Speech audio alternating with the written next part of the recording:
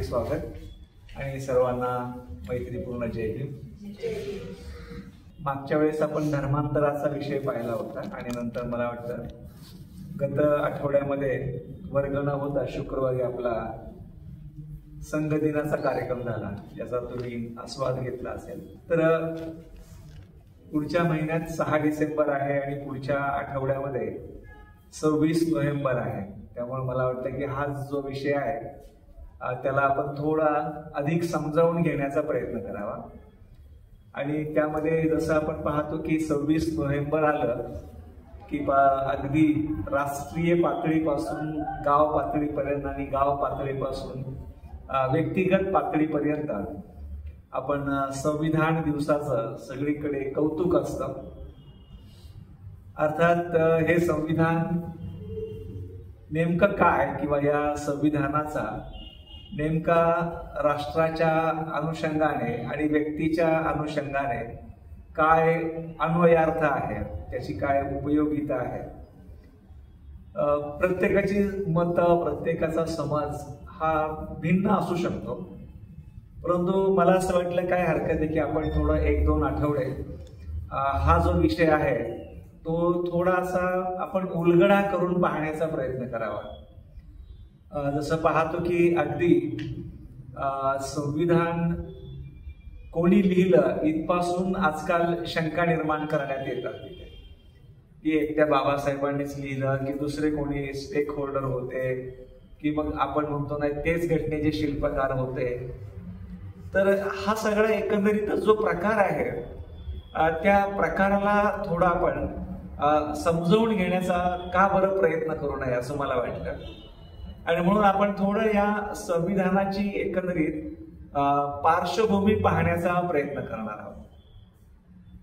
अर्थात आपल्याला अगदी थोडक्यात जरी म्हटलं तरी एवढं सांगता येईल की बाबा संविधान हा कुठल्याही राष्ट्राचा एक सर्वोच्च कायदा असतो किंवा सर्वोच्च ती व्यवस्था असते की जी व्यवस्था राज्यांचे काही सीमा ठरवते, नियम ठरवते, कार्यपद्धती ठरवते, कार्यप्रणाली ठरवते, नागरिकांच्या हक्काची ज्याला म्हणूया सुरक्षितता कशी राहील, त्यांच्या अधिकाराची सुरक्षितता कशी राहील, त्यांच्या सेवा सुविधा असतील, या सर्वांचं ज्या पुस्तकामध्ये नियोजन असतं असं एक पुस्तक म्हणूया ज्याची रचना बोधिसत्व डॉक्टर बाबासाहेब आंबेडकरांनी केली।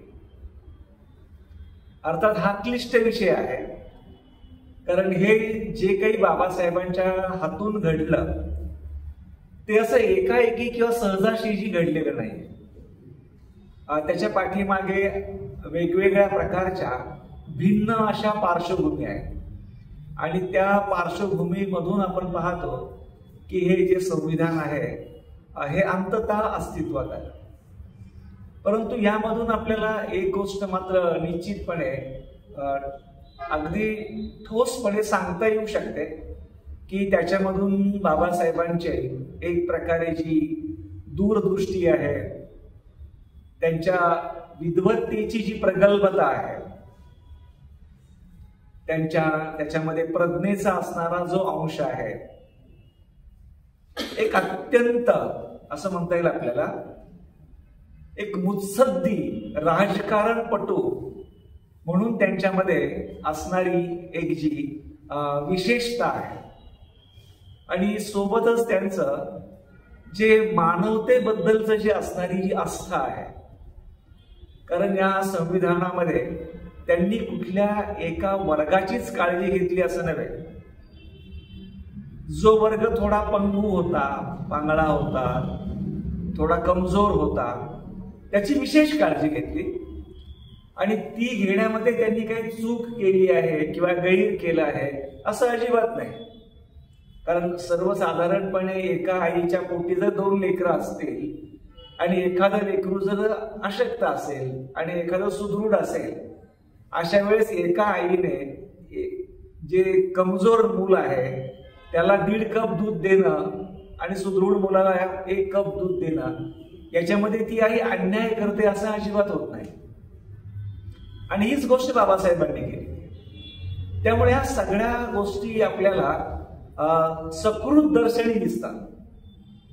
पण ह्या अशा जरी असल्या तरी त्या सहज घडलेल्या आहेत किंवा सहजासहजी घडलेल्या आहेत असं मात्र अजिबात नाहीये. कारण अतिशय कठीण आणि अतिशय प्रतिकूल परिस्थितीमध्ये बाबासाहेबांना संविधान सभेपर्यंत पोहोचावं लागलेलं आहे. अर्थात तिथे पोहोचल्यानंतर त्यांनी जी काही स्वतःची सिद्धता केली त्या सिद्धतेनंतर मात्र सर्वच राष्ट्राला असं वाटलं की हाच एकमेव मनुष्य आहे की जो आपल्या राष्ट्राच्या संविधानाला न्याय देऊ शकेल. पण याला जर आपण पाहिलं तर मग आपल्याला पूर्ण भारताची जी तात्कालिक समाज व्यवस्था आहे आणि ज्या समाज व्यवस्थेमध्ये बाबासाहेब आंबेडकर जे सुरुवातीपासून एक प्रकारे असं म्हणूया झगडत होते आणि समाजासाठी संघर्ष करत होते, त्या संपूर्ण संघर्षाची पार्श्वभूमी पण आपल्याला लक्षात घेणं किंवा लक्षात घेणं क्रमपात्र आहे, तेवढं आवश्यक आहे. जर अगदी ढोबळ मानाने पाहिलं तर अगदी प्राथमिक अवस्थेपासून बाबासाहेब आंबेडकर जरी 1916ला अमेरिकेत होते, परंतु त्यानंतर आल्यानंतर पासून त्यांनी एक प्रकारे समाजाचं संघटन करण्याची सुरुवात केली आणि आपल्या समाजाला या विषमतेची बजबजपुरी असणाऱ्या एकूण भारतीय समाज व्यवस्थेमध्ये आणि ब्रिटिश राजवटीमध्ये कसे आपले न्याय हक्क प्राप्त करून घेता येतील किंवा कसे आपले न्याय हक्क मिळवता येतील यासाठी बाबासाहेबांचा हा अखंड संघर्ष होता.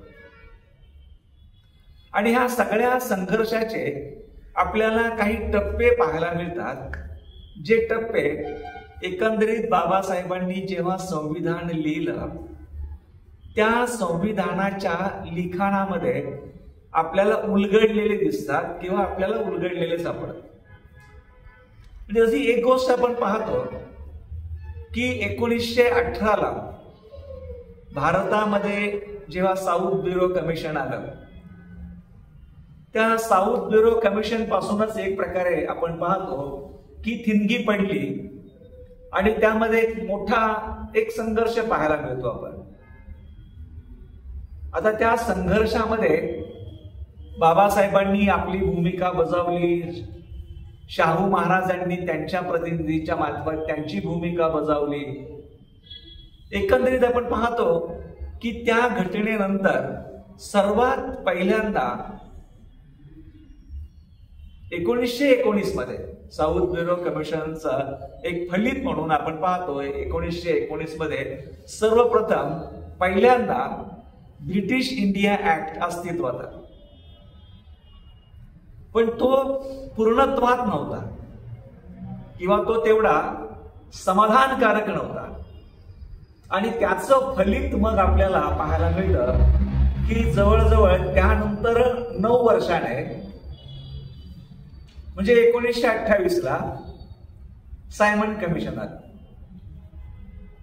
ज्या गोष्टी तिथे अर्धवट होत्या त्या गोष्टींना कुठेतरी तिथे पूर्तता करता येईल किंवा न्याय देता येईल. आणि सायमन कमिशनला संपूर्ण देशामधून प्रचंड विरोध झाला, परंतु सायमन कमिशन समोर बाबासाहेबांनी मात्र साक्ष दिली. त्यामुळे बाबासाहेबांना दूषणही लावण्यात आली, राष्ट्रद्रोही समजण्यात आलं, देशद्रोही समजण्यात आलं.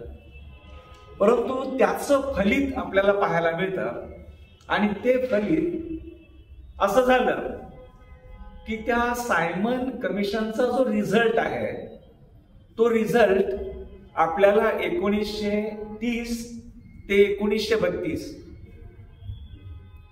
या 2 वर्षात घडलेल्या इंग्लंडमध्ये 3 ज्या गोलमेज परिषदा आहेत किंवा 3 ज्या वर्तुळ परिषदा आहेत त्या 3 वर्तुळ परिषदांमध्ये पाहायला मिळतात.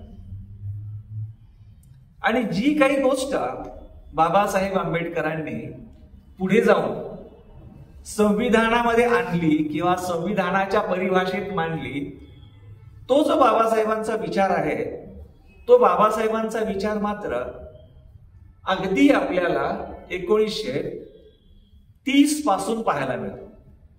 त्याच्यामध्ये काही नाविन्य किंवा नवखेपणा काही होता असातला काही भाग नव्हता. कारण आपण पाहतो किंवा आपल्याला सांगितलं जातं की वाचनामध्ये येतं की बाबासाहेब हा एक अशा प्रकारचा प्रगल्भ विद्वत्ताधारक माणूस होता की त्यांनी म्हणतात की सुमारे जवळजवळ 60 देशांच्या राज्यघटनांचा अभ्यास केला होता, वाचल्या होत्या, त्याची तत्व प्रणाली पाहिली होती.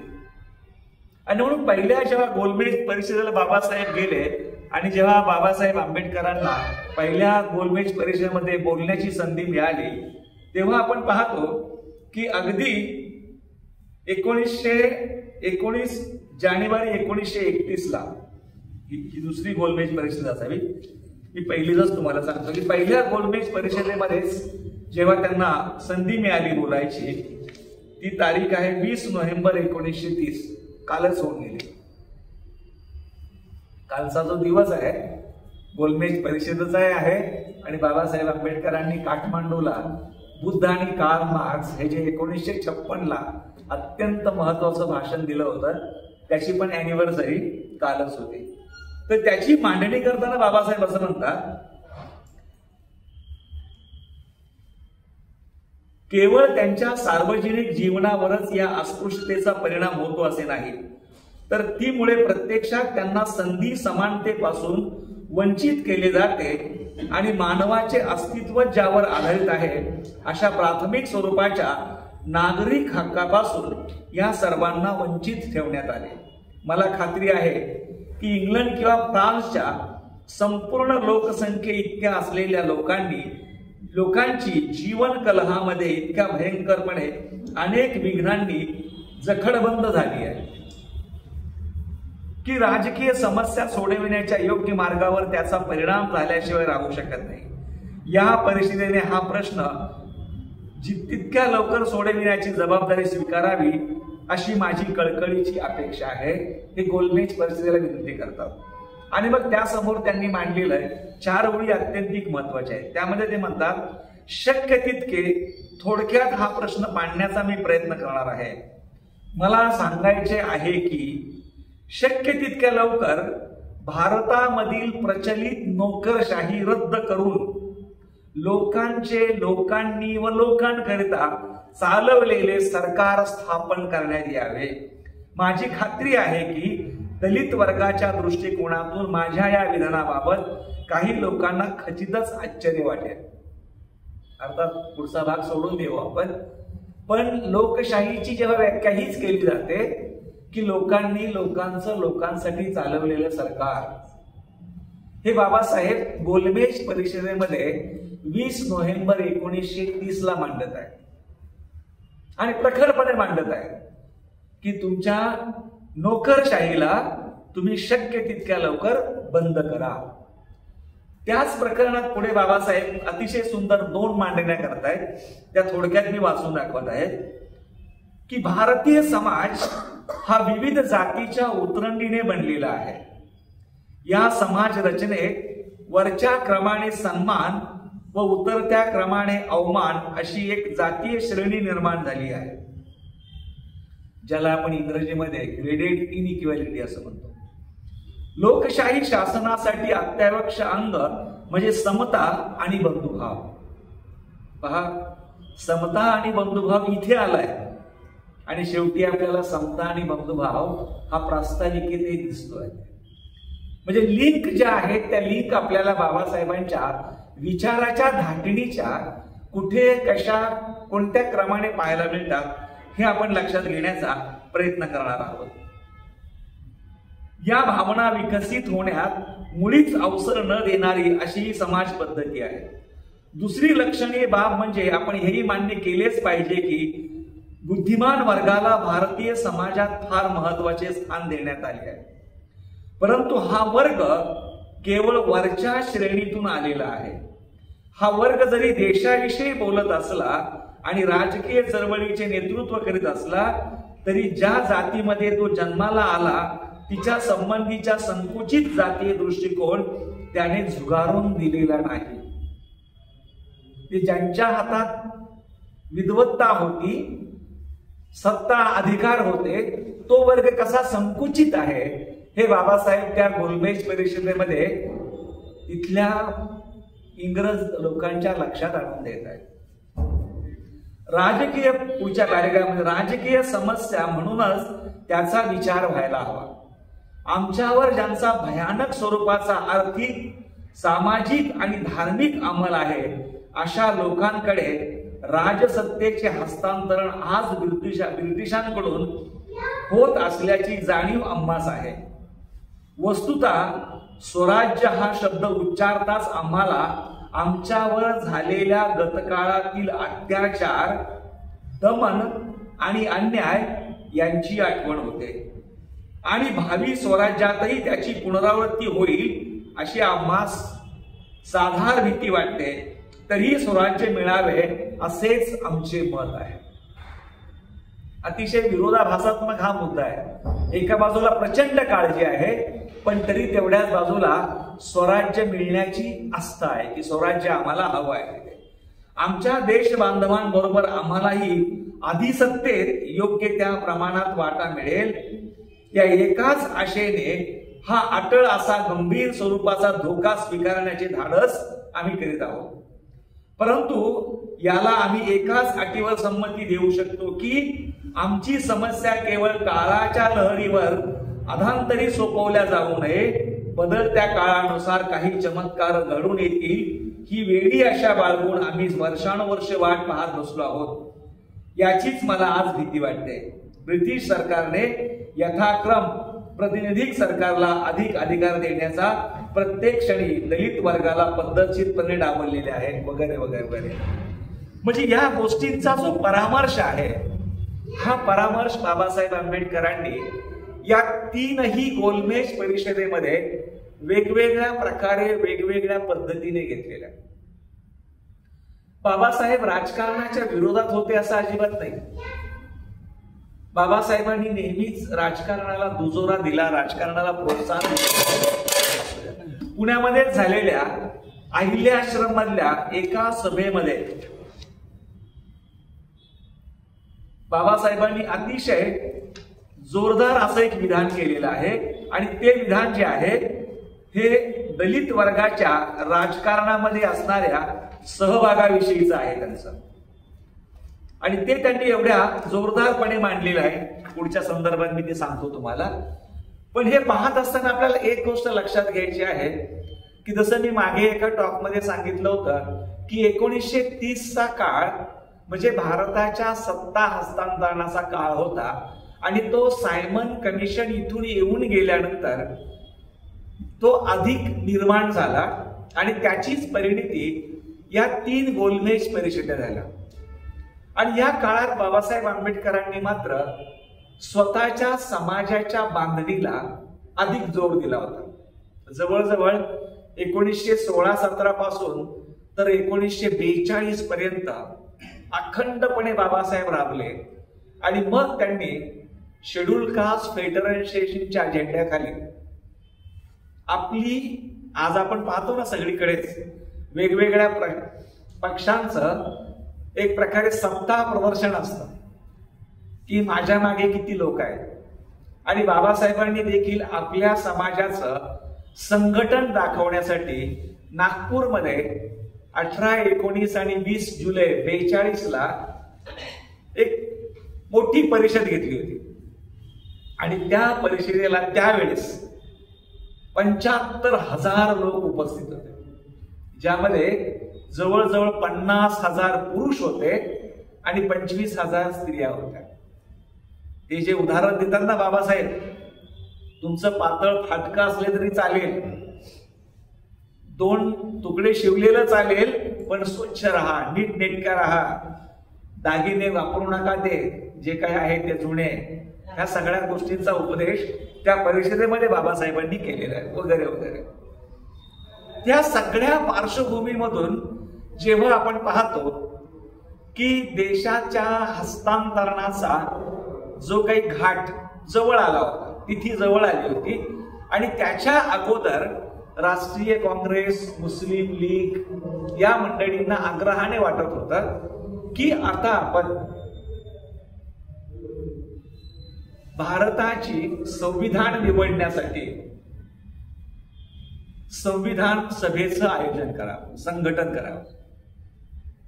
आणि मग त्या संविधान सभेच्या संघटनाची तयारी सुरू झाली. आणि त्यामध्ये डॉक्टर राजेंद्र प्रसाद, पंडित जवाहरलाल नेहरू ही जी काही त्यावेळेची मंडळी होती, त्यांनी सरदार पटेलांकडे जबाबदारी सोपवली की तुम्ही काहीही करा, परंतु बाबासाहेब आंबेडकर या संविधान सभेत निवडूनच येणार नाही, याची तुम्ही काळजी घ्या. आणि मग सरदार वल्लभभाई पटेलनी आपली अगदी कंबर खचून काम केलं की जेवढेही प्रोव्हिन्स होते, प्रांत होते, त्या कुठल्याही प्रांतामधून बाबासाहेब आंबेडकर जे आहेत ते संविधान सभेत निवडून येता कामा नये.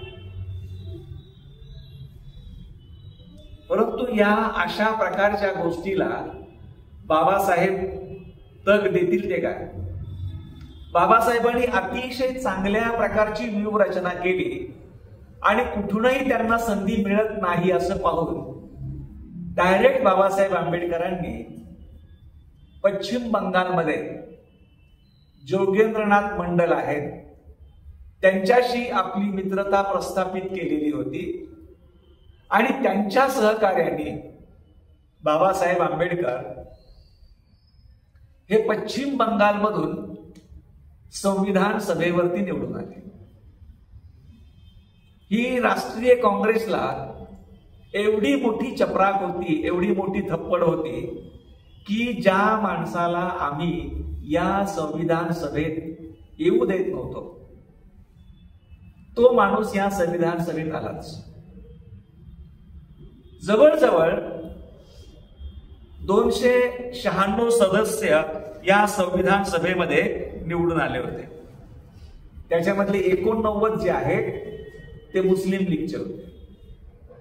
परंतु या मुस्लिम लीगने मात्र या संविधान सभेवरती बहिष्कार टाकला होता, कारण त्यांना स्वतंत्र राज्य हवं होतं, त्यांचं पाकिस्तान, आणि म्हणून त्यांचा इंटरेस्ट नव्हता. बाकीचे लोक तिथे उपस्थित होते.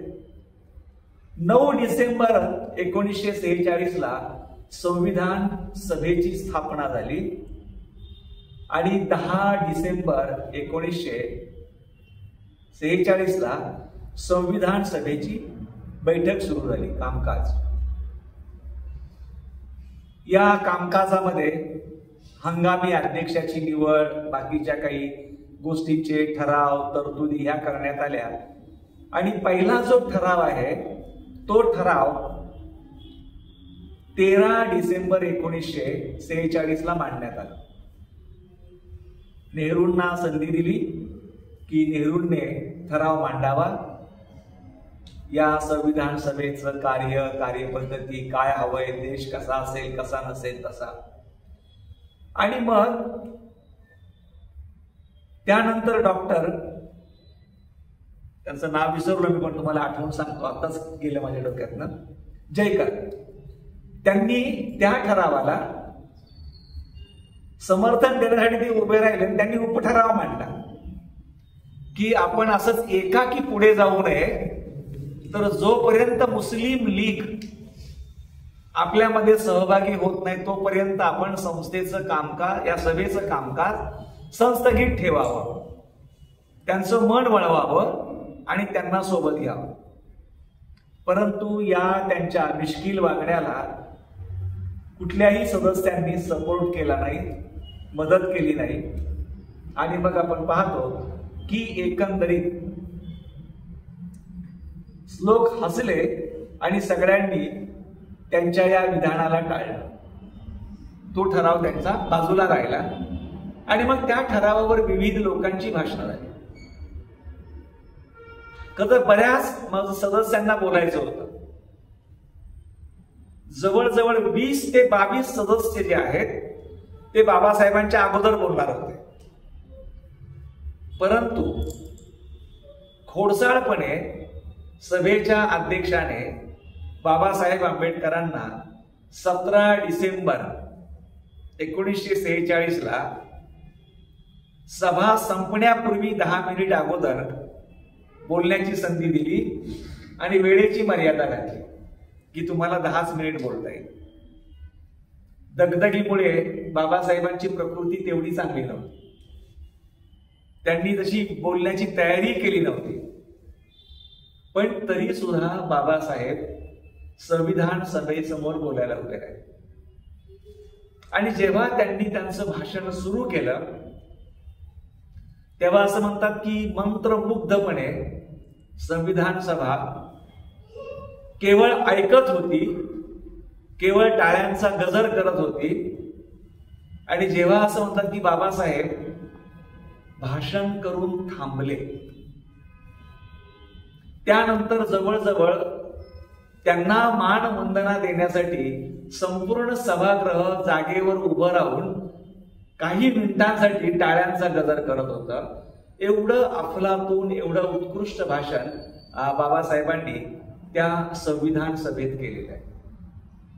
अर्थात ही जी गोष्ट आहे ही गोष्ट आपल्यालाही शिकण्यासारखी आहे की जिथे राष्ट्रीय काँग्रेस जी आहे, ज्या राष्ट्रीय काँग्रेसला बाबासाहेब आंबेडकरांनी सदा सर्वदा विरोध केला, समाजवादी व्यक्तिमत्व असणाऱ्या नेहरूंना त्या सभेमध्ये बाबासाहेबांनी झाडलं. त्यांच्या संकुचित आणि कोत्या दृष्टिकोनाची एक प्रकारे बाबासाहेबांनी तिथे थट्टा उडवली. आणि त्यांनी हेही मांडलं की हाच विषय, हाच मुद्दा नेहरू अधिक चांगल्या प्रकारे कसे मांडू शकले असते. आणि त्या ठिकाणी मात्र बाबासाहेबांनी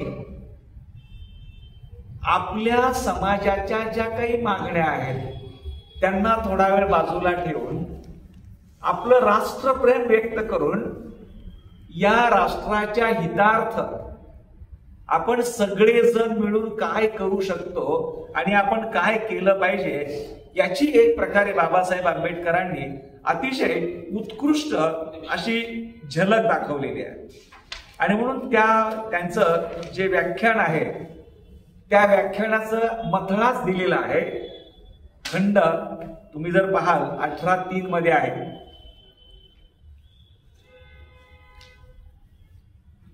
अनुकूल काळ व परिस्थिती निर्माण केल्यास जगातील कोणतीही शक्ती या देशाला एक होण्यापासून परावृत्त करू शकणार नाही. बाबासाहेब देशाविषयी बोलतात, देशाची भाषा, की तुम्हाला जर अनुकूल काळ आला आणि अनुकूल परिस्थिती निर्माण झाली तर जगातील कोणतीही जी शक्ती आहे ती शक्ती या देशाला एक होण्यापासून, युनिटी पासून परावृत्त करणार नाही. हा जो बाबासाहेबांचा अतिशय महत्वाचा मुद्दा त्या संपूर्ण भाषणात होता. अर्थात हे संपूर्ण जे भाषण आहे ते खूप मोठं आहे, ते वाचून दाखवता येईल असं नाही. पण त्यातले काही महत्वाचे जे मुद्दे आहेत, ज्या मुद्द्यांवरती बाबासाहेबांनी जोर दिलेला आहे तेवढंच आपण आपल्या माहितीसाठी इथे लक्षात घेण्याचा किंवा पाहण्याचा प्रयत्न करणार आहोत. बाबासाहेब म्हणतात, अंतिम ध्येयाबाबत माझ्या मते आपल्यापैकी कुणीही भीती बाळगण्याचे कारण नाही. याबाबत कुणालाही शंका असू नये. आपली अडचण ही अंतिम भवितव्याबाबतची नाही. आज एकसंघ नसलेल्या समाजातील लोकांनी एकत्रितपणे एकसंघत्वाकडे नेणाऱ्या मार्गाने प्रवास करता येईल याचा निर्णय घेणे ही खरी अवघड गोष्ट आहे. हा कळीचा मुद्दा होता आणि बाबासाहेबांनी त्याच्यावर जोर द्यायचा होता की विखुरलेल्या समाजाला एकत्रित करून आपल्याला एकसंघ मार्गाने पुढे नेणं हा आज आपल्या समोर जिकिरीचा प्रश्न आहे. बाबासाहेबांची दूरदृष्टी होती. तो तेव्हा जेवढा जिकिरीचा होता त्यापेक्षा 50 पट अधिक कठीण आणि जिकिरीचा आज झालेला आहे. आज जर आपण पाहिलं देशातलं वातावरण, देवळातली पक्षीय फुटाफूट आणि आजच्या निवडणुकीचे वारे, ही जी विषमता आहे, वेगळेपणा आहे, गटतट आहेत, हीच भीती, हीच शंका बाबासाहेबांना त्यावेळेसही भेडसावत होती. आपली अडचण अंतिम ध्येयाबाबत नाही, सुरुवात कशी करायची याबाबत आहे. म्हणूनच अध्यक्ष महोदय, मी असा विचार केला असता की स्वखुशीने आपले मित्र होण्याकरता प्रत्येक पक्षाचे मन वळवण्यासाठी या देशातील जे अजूनही पूर्वग्रहाने मुख्य प्रवाहात सामील होण्यास तयार झाले नाहीत, अशा घटकांना सामील करून घेण्यासाठी काही सवलती द्याव्या लागल्या तर त्या देशाचा उच्च दर्जाचा मुत्सद्दीपणा बहुसंख्याक असलेल्या पक्षांनी दाखवावा, यासाठी मी हे आवाहन करत आहे की ज्यांचे पूर्वग्रह दूषित नाहीत, ज्यांना थोडंफार काय द्यावं लागलं सवलती, आणि त्यांचं मन वळवून जर असे लोक या मुख्य प्रवाहात येत असतील तर तो एक प्रकारचा आपला मुत्सद्दीपणा ठरेल, आपली चतुराई ठरेल. आणि त्यासाठी मी तुम्हाला हे आवाहन करत आहे. हे वक्तव्य असा व्यक्ती करतो आहे की ज्या व्यक्तीला त्याच समाजाने सदा सर्वदा कुंपणाच्या बाहेर ठेवलं. हा वक्तव्य तो व्यक्ती करतो आहे की तिथे बसलेल्या लोकांनी कटकपसाराने या व्यक्तीच्या समाज समूहाला, ज्याची संख्या जवळजवळ 9 कोटी होती, अशा समाज समूहाला कुंपणाबाहेर ठेवलेला आहे. असा माणूस तिथे मुत्सद्दीपणा सांगतोय की सर्वांना सामावून घ्या, सर्वांना या प्रवाहात आणा, सर्वांना सोबत घेऊन चला. हे बाबासाहेब सांगताहेत, दलितांना नव्हे, अस्पृश्यांना नव्हे, तर संविधान सभेमध्ये बसलेल्या मुत्सद्दी राजकारण्यांना, जे वेगवेगळ्या पक्षांचे, वेगवेगळ्या समूहाचे तिथे नेते आहेत, नेतृत्व करतायत, अशा लोकांसाठी. आणि ही गोष्ट बाबासाहेबांनी अतिशय सुंदर आणि मुत्सद्दीपणे त्या ठिकाणी मांडण्याचा प्रयत्न केलेला आहे. अशा अनेक ज्या गोष्टी आहेत, ज्या गोष्टी आपल्याला बाबासाहेबांनी या समूहासाठी सांगितलेल्या पाहायला मिळतात. पुढे 1-2 ठिकाणी जेव्हा बाबासाहेब यांनी संविधान तयार करण्याच्या प्रक्रियेमध्ये काही पत्रव्यवहार केलेला आहे, त्यामध्ये त्यांनी राजेंद्र प्रसाद यांना देखील काही गोष्टींचं एक प्रकारे असं म्हणता येईल उदाहरणं सांगितलेली आहेत. त्यामध्ये ते एका ठिकाणी म्हणतात, संविधान तो भाग टाळण्याचा मसुदा समितीने मार्ग शोधावा अशी माझी इच्छा आहे, परंतु त्याचा अंतर्भाव करण्याचा गरजेने समर्थन पुढील विधानावरून करता येते. ग्रीसचा इतिहासकार ग्रोट याने म्हटले आहे की, बाबासाहेब गोटला कोट करतात. बाबासाहेब अमेरिकेचे जे तत्वज्ञ आहेत बर्क याला अनेकदा कोट करतात आणि त्याची उदाहरणं देत आहेत या ठिकाणी. आणि त्या ठिकाणी ते म्हणतात, केवळ विशिष्ट वर्गातील बहुसंख्य लोकांनीच नव्हे तर सर्वांनी घटनात्मक नैतिकतेचे पालन करणे ही स्वतंत्र आणि शांततामय शासनाची अनिवार्य अट आहे. Constitutional morality. पहा बाबासाहेब काय शब्द वापरतायत, संविधानिक नैतिमत्ता. जर सर्वांनी हिचं पालन केलं तर काय होऊ शकतं, हे ग्रोटनी जे सांगितलंय ते बाबासाहेब इथे आपल्या देश बांधवांना सांगत आहे. स्वतःचे वर्चस्व स्थापन करण्याचे पुरेसे सामर्थ्य नसलेल्या कोणताही बलदंड आणि दुराग्रही अल्पसंख्याकांचा वर्ग स्वतंत्र संस्थांना कामकाज करणे अशक्यप्राय करून सोडतो. पहा धोक्याची घंटा, इशारा देत आहेत ते त्या ठिकाणी. ते असं म्हणतात की स्वतःचे वर्चस्व स्थापन करण्यास पुरेसे सामर्थ्य नसणारा कोणताही बलदंड आणि दुराग्रही अल्पसंख्याक वर्ग स्वतंत्र संस्थांना कामकाज करणे अशक्यप्राय करून सोडतो. आपल्याला माहित आहे आजही बॅलन्सिंग फॅक्टर साधण्यासाठी नितीश कुमार सारखा माणूस आहे. काय केलं त्याने? चुकीची साथ दिली आणि सरकारने त्याला सामावून घेतलं सरकार बनवण्यासाठी. अन्यथा पाहत होतो आपण पारडं दुसरीकडे गेलं असतं. 2 किंवा 4 खासदारांना पैसे देऊन, पेट्या देऊन, फोडून त्यांचं बळ वाढवण्यासाठी आपण पाहतो की लोकशाही विघातक कार्य केली जातात. हे तुमचा आमचा आजचा अनुभव आहे. हीच गोष्ट बाबासाहेबांनी ही 1946 ला सांगितलेली आहे.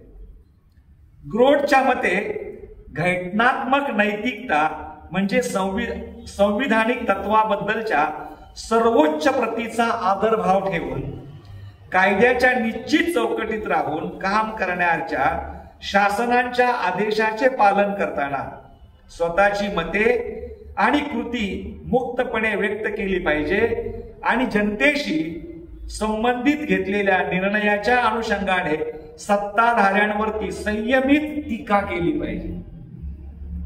सत्ताधाऱ्यांवरती संयमित टीका केली पाहिजे. हे करीत असताना विविध पक्षांच्या चढाओढीत कटुता स्वाभाविक असली तरी संविधानिक तत्वाबद्दलचा आदर आपल्या इतकाच विरोधकांच्याही मनात आहे असा विश्वास देशातील प्रत्येक नागरिकाच्या मनात रुजणे हे महत्वाचं आहे. प्रत्येक नागरिकाच्या मनात हा विश्वास रुजणं ही महत्वाची गोष्ट आहे. त्यामुळं संविधान हे जरी सर्वोच्च कायदा असला तरी त्या संविधानाने या देशातील सामान्य माणसाला एवढी सुरक्षितता दिली पाहिजे आणि एवढा विश्वास दिला पाहिजे की त्याचा आवाज ऐकला जातोय, त्याचा आवाज ग्रहण केला जातोय. हा विश्वास, ही खात्री त्याला असावी. तो विश्वास त्याला पटावा या अर्थाने किंवा या अनुषंगाने. असो, हे सगळं घडलं. संविधान सभेने अतिशय टाळ्यांच्या गजरात बाबासाहेबांचं स्वागत केलं.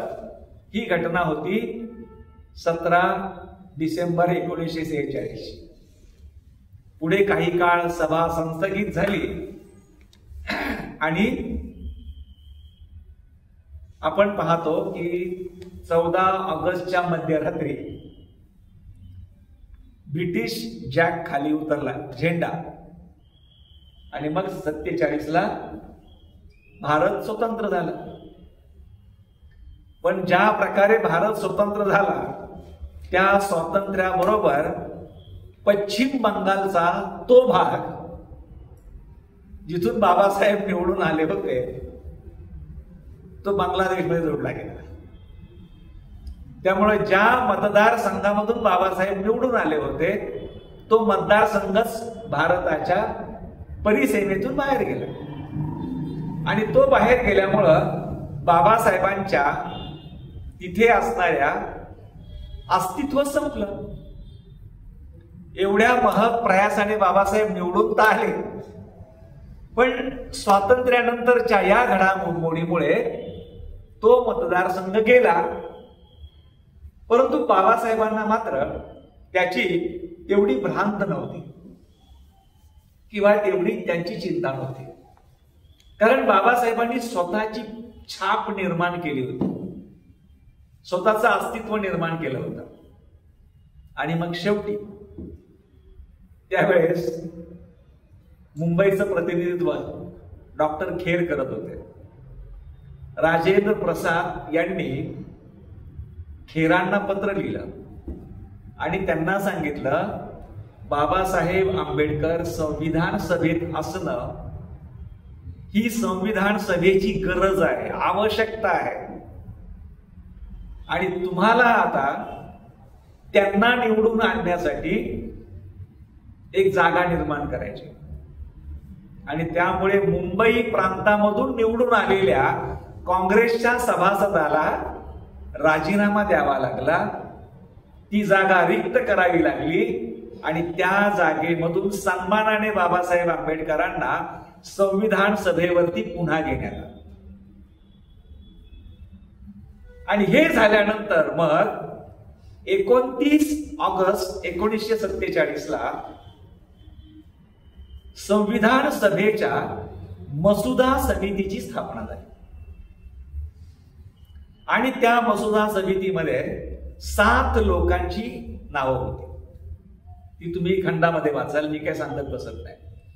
आणि मग संविधान सभेची पहिली सभा, त्या मसुदा समितीची पहिली जी सभा आहे, ही पहिली सभा लगेचच दुसऱ्या दिवशी 30 ऑगस्ट 1947 ला झाली आणि एकमताने सर्व समितीने 7 सदस्यांनी बाबासाहेब आंबेडकरांना त्या मसुदा समितीचं अध्यक्ष करण्याचं ठरवलं. त्यामुळे बाबासाहेब आंबेडकर हे ड्राफ्टिंग कमिटीचे अध्यक्ष झाले आणि ज्या दिवसापासून झाले त्या दिवसापासून बाबासाहेब आंबेडकरांनी अगदी पछाडल्यासारखं आपलं काम सुरू केलं. जवळजवळ 141 दिवस ते कार्यरत होते संपूर्ण मसुदा बनवण्यासाठी आणि त्या काळात ते 14 तास काम करायचे. बाकीची जी मंडळी आहेत त्यांचं काय झालं हे तुम्हाला सगळ्यांना माहिती आहे. पण यामध्ये आपण एक गोष्ट जी पाहतो की बाबासाहेब जे आहेत त्यांच्या एकंदरीत दूरदृष्टीमधून आणि प्रज्ञेमधून साकार झालेली ही जी घटना आहे, आपल्या देशाचं जे संविधान आहे, या संविधानामध्ये आपण पाहतो की वेगवेगळ्या संविधानाच्या विचार प्रणाली आहेत. म्हणजे एक आपण पाहतो अध्यक्षीय पद्धतीचा आहे, जसं अमेरिकेत आहे. आपल्याकडे सांघिक पद्धतीचा आहे. आणि जेव्हा संविधानाच्या पूर्वी आपण पाहतो की काही लोकांना हा आरोप आहे की 1935 साली जो पहिल्यांदा 1935चा इंडिया ऍक्ट निर्माण झाला, भारताचा कायदा, त्या कायद्यामध्ये एक प्रकारे आपण पाहतो की द्विराज्य पद्धती होती. संघराज्य म्हणजे मुख्य केंद्र सरकार आणि राज्य सरकार. हेच मॉडेल आपल्याला पाहायला मिळतं की पुढे बाबासाहेबांनी देखील आपल्या संविधानामध्ये आणण्याचा प्रयत्न केला, अगदी इत्तमभूतपणे.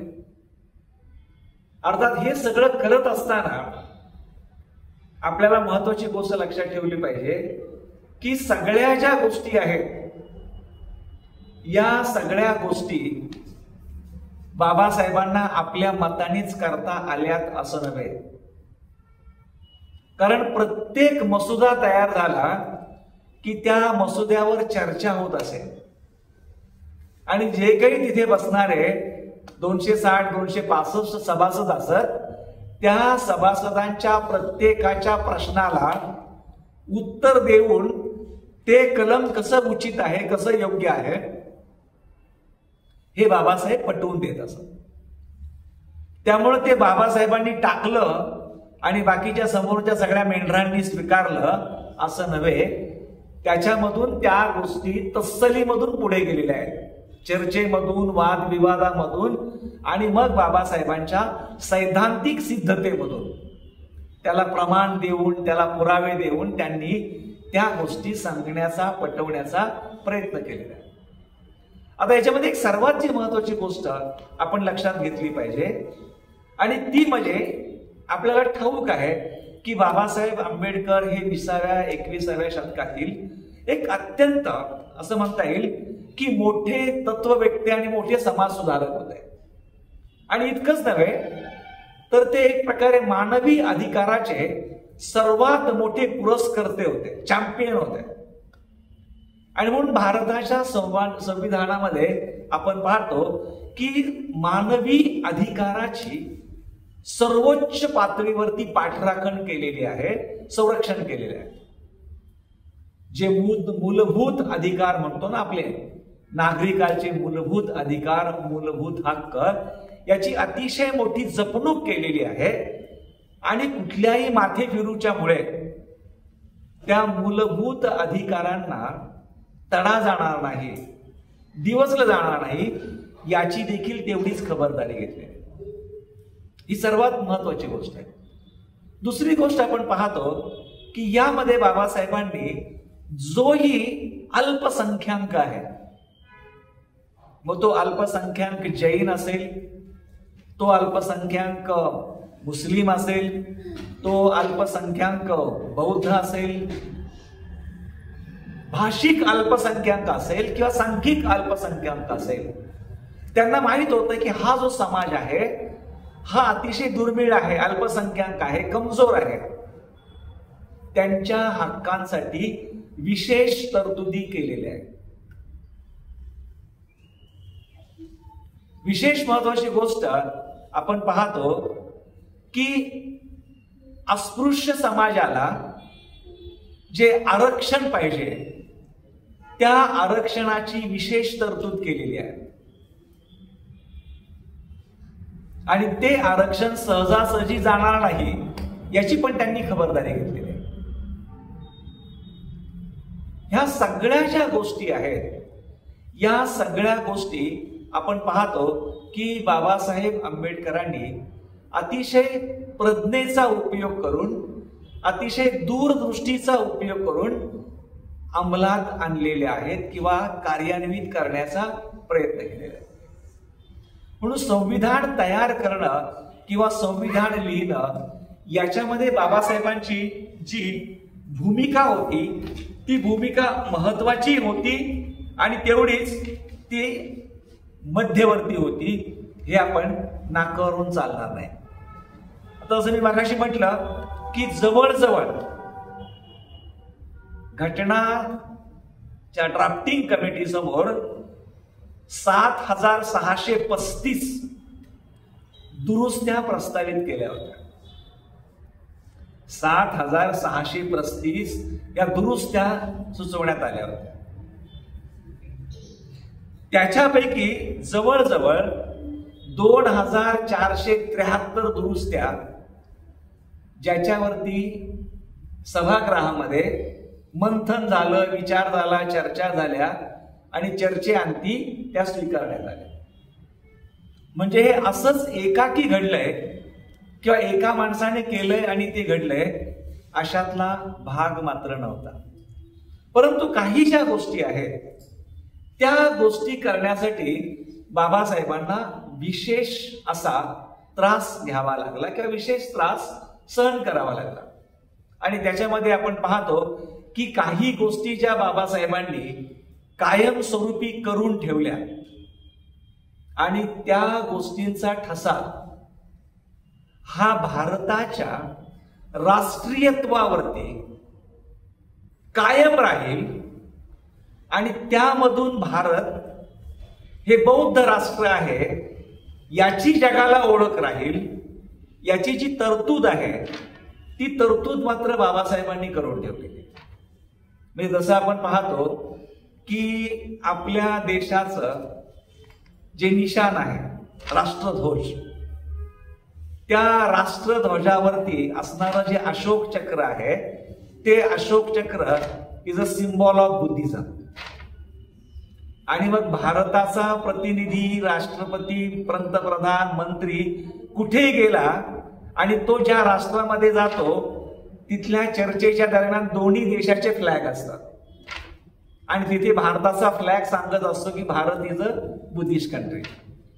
म्हणजे इथे जरी 33 करोड असले तरी आपल्याला ठाऊक आहे आपल्या देशाचं जे चलन आहे ना, करन्सी, त्या करन्सीवरती भलेही आपले बाबा येऊन बसलेले असले तरी त्याच्यावर कोपऱ्यात का असे ना जो 4 तोंडाचा सिंह आहे, that is a symbol of Buddhism. आपल्या देशाचे राष्ट्रपती दिशे बसतात, त्यांच्या आसनाच्या मागे जे कोरलेलं आहे बहुजन हिताय बहुजन सुखाय, हा बुद्धाचा कार्तिक पौर्णिमेला पहिल्या संघ स्थापनेच्या वेळेस दिलेला तो प्रथम संदेश आहे. तुम्ही स्टॅम्प पेपर किंवा कोर्ट फी स्टॅम्प किंवा रेव्हेन्यू स्टॅम्प घ्या, प्रत्येकावर तुम्हाला अशोक दिसेल, ते अशोक चिन्ह दिसेल, अशोक चक्राचं. या ज्या गोष्टी आहेत या करण्यासाठी बाबासाहेबांना कमी त्रास झाला अशातला भाग नाही. बाबासाहेब जेव्हा ध्वज समितीच्या मीटिंगला गेले तेव्हा मुंबईमधून निघताना हिंदू सभेने बाबासाहेबांना भगवा झेंडा भेट दिला होता की हा घेऊन जाण्यालाच राष्ट्रध्वज करा. अनेकांची अनेक मतं होती, पण त्यामध्ये आपल्या बुद्धीच्या प्रगल्भतेमधून बाबासाहेब आंबेडकरांनी जे करायचं होतं ते केलं, जे साधायचं होतं ते साधलं. ही त्याच्यामधली अत्यंत महत्वाची गोष्ट आहे. त्यामुळे बाबासाहेबांची ही जी प्रगल्भता आहे ही विचारात घेऊन आपल्याला लक्षात घेता आलं पाहिजे की मूळ जे संविधान आहे त्याचा जो गाभा आहे, जो आपण पुढच्या गुरुवारी पाहणार आहोत, मग त्याच्यामध्ये जे काही प्रिएम्बल पासून आपण सुरुवात करून त्यातल्या मुख्य काही गोष्टींना पाहणार आहोत. पण मी सुरुवातीला सांगितलं की आज आपण फक्त वाटचाल पाहणार आहोत की कशा प्रकारे बाबासाहेबांनी आपल्या प्रज्ञेचा, बुद्धीच्या प्रगल्भतेचा, अगाध ज्ञानाचा उपयोग करून, बाबासाहेब तिथे एकटेच बॅरिस्टर नव्हते, नेहरूजी होते, त्या ठिकाणी आपण पाहतो वल्लभभाई पटेल हे बॅरिस्टर होते, अजून अन्य काही तिथे बॅरिस्टर होते. पण जी बाबासाहेबांची प्रगल्भता होती ती सर्वांच्या पेक्षा उच्च आणि वेगळ्या प्रकारची होती. तर या गोष्टी सुद्धा आपल्याला संविधानाच्या बॅकग्राऊंडमध्ये, पार्श्वभूमीमध्ये ठाऊक असलं पाहिजे. ते एक पुस्तक आहे, ते बाबासाहेबांनी लिहिलं, त्याच्यामध्ये आमचं रक्षण केलंय. त्यांनी सगळ्या मानवतेचं रक्षण केलंय, देशाच्या एकात्मतेचं रक्षण केलंय, देशाच्या सहिष्णुतेचं रक्षण केलंय. आणि हीच एक घटना आहे. त्यामुळे आपण पाहतो की आज हा भारत देश 33 कोटींचा देश असेल, विविध भाषांचा देश असेल, विविध संस्कृत देश असेल, पण एकत्र आहे. आणि मी तुम्हाला नेहमी सांगतो, देशावर कुठलंही क्रायसिस येऊ आणि देशाचा राष्ट्रपती कुठलाही राहो,